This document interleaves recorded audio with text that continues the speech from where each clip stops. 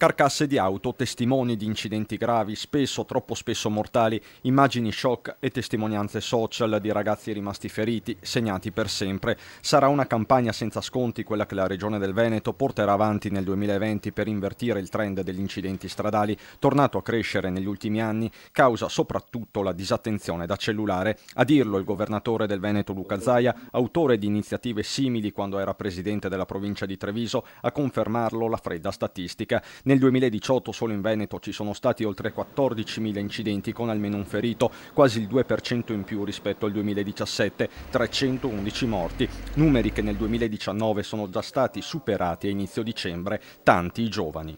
Un morto su 4 sulle strade, diciamo i ragazzi a meno di 35 anni sono ragazzi giovani. Si muore per fuoriuscita di strada in solitaria per almeno quasi il 50% di incidenti mortali. Da qui l'iniziativa presentata davanti alla discoteca Odissea, uno dei templi della Movida Nord-Est, che presto arriverà in altri locali pubblici del Veneto. Faremo delle iniziative all'interno e anche all'esterno dei nostri locali.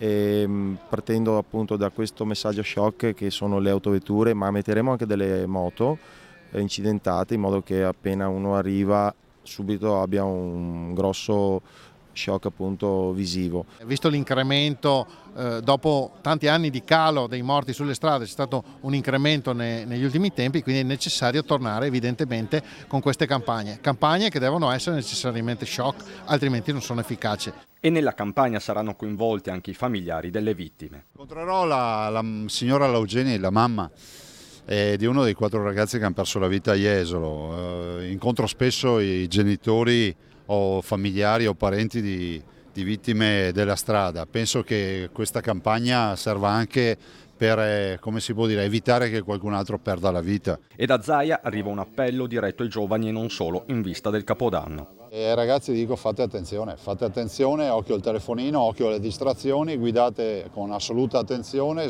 rispettare i limiti e soprattutto ricordo non bere se si guida.